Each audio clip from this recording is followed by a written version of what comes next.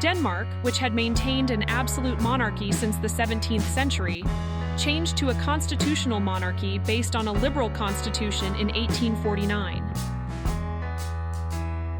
Since then, Denmark has stabilized its internal affairs and has focused on economic development centered on livestock and crop farming and the shipping industry, and has established a social welfare system since the early 20th century.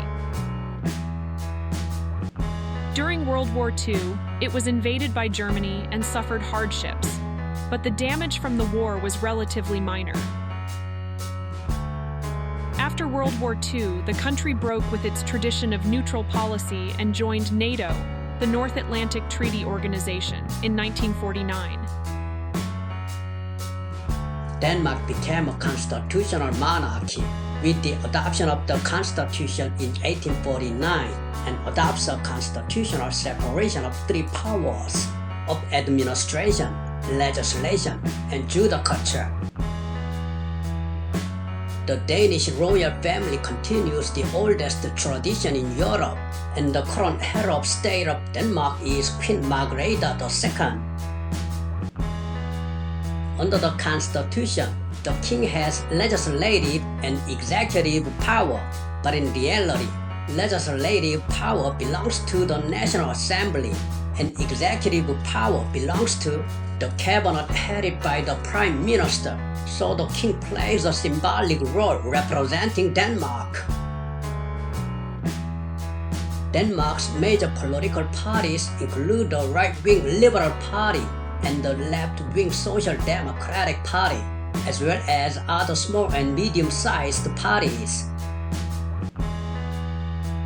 After adopting the system of proportional representation through constitutional amendments in 1953, it became impossible for any particular party to gain power, and the formation of a coalition cabinet continues to this day.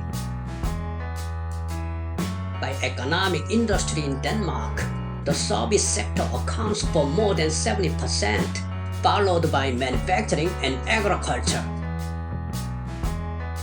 In the service sector, as a descendant of the Vikings, marine transportation such as container transport has developed, and in the manufacturing sector, renewable energy industrialization and product design and manufacturing have developed. Thanks to oil and gas energy produced in the North Sea, a high proportion of energy exports have been generated, and the resulting current account surplus has a significant impact on the Danish economy. Additionally, since the 1980s, the country has developed a sustainable renewable energy industry, and today eco-friendly technology has become one of Denmark's biggest exports. Although Denmark is a small country, it is home to many world-class companies, including Lego, the world's largest toy manufacturer. Lego, which accounts for about 60% of world toy production, is a global company representing Denmark. In addition, Carlsberg, a famous beer company, and Novo Nordisk Pharmaceuticals, which supplies more than 50% of the world's diabetes treatment insulin, are multinational companies that originated in Denmark. Denmark has Maersk Line, the world's #1 shipping company, which currently operates terminals in about 130 countries.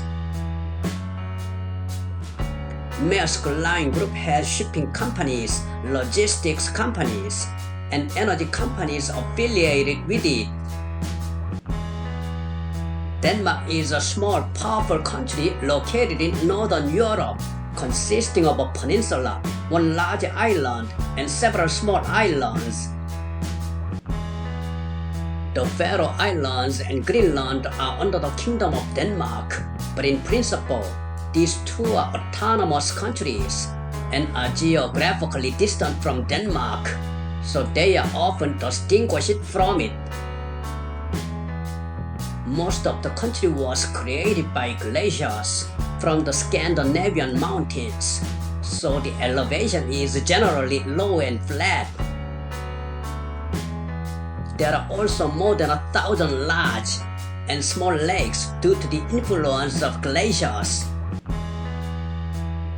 Denmark maintains a warmer climate than other Nordic countries due to the influence of the North Atlantic Current and westerlies blowing from the Atlantic Ocean.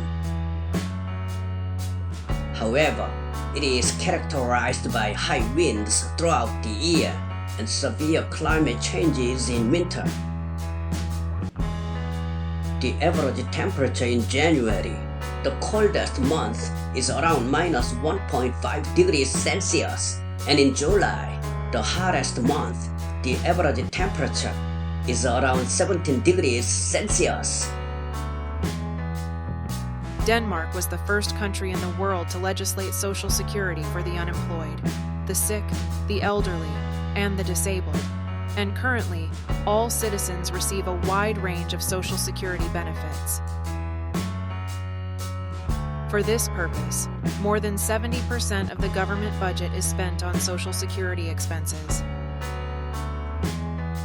However, there are many social problems, such as the gap between rich and poor, high tax rates, low motivation to work due to excessive distribution-oriented policies, and the outflow of high-quality human resources overseas. Denmark has a high-quality literary and philosophical culture. A representative example is Hans Christian Andersen, a world-famous fairy tale writer. Andersen, considered to be at the pinnacle of children's literature, published over 150 fairy tales, and his famous works include The Mermaid, The Ugly Duckling, and The Emperor's New Clothes. In addition, Kierkegaard, a philosopher who pioneered modern existential philosophy, was also Danish. The representative food of Denmark is Danish pastry. Danish pastry, a combination of Danish and pastry, meaning bread baked with butter, was first made by Viennese bakers working in Denmark in the 19th century. Danish pastry, with its strong buttery flavor and thin, crispy texture, is today enjoyed as a breakfast or snack around the world. A well-known figure in Denmark is female tennis player Caroline Wozniacki, born in 1990. She is currently the only Danish female tennis player in the top 500 in the world rankings, and she rose to world number 1 after winning the Australian Open, one of the 2018 Grand Slam tournaments. Wozniacki was born and raised in Andersen's hometown, Odense. She is Danish, but both her parents are Polish, and her father, Piotr Wozniacki, was her coach. Her father played professionally for club soccer teams in Poland and Germany, and her mother also played for the Polish national team. Wozniacki's older brother is a professional soccer player, so the entire family can be said to be a sports family. Caroline Wozniacki started her brilliant professional career by finishing second in the 2009 US Open women's singles in her early days, but it was like a jinx and she kept failing to win any awards in any major competitions. However, Wozniacki did not give up and continued to participate in WTA Tour events, winning a total of 12 times and waiting for his chance. Then, in the 2018 Grand Slam Australian Open women's singles final, she defeated Romania's Simona Halep, the world number 1 at the time, and became Denmark's first Grand Slam champion. Denmark is expected to maintain its high quality of life, robust social safety net, and economic prosperity in the future. In addition, Denmark is expected to lead the way in environmental protection, sustainable development, equality, and safety, giving us confidence that it will have a bright future. Thank you for watching. This is Gina. I worked alongside Leah and Tony. Thank you.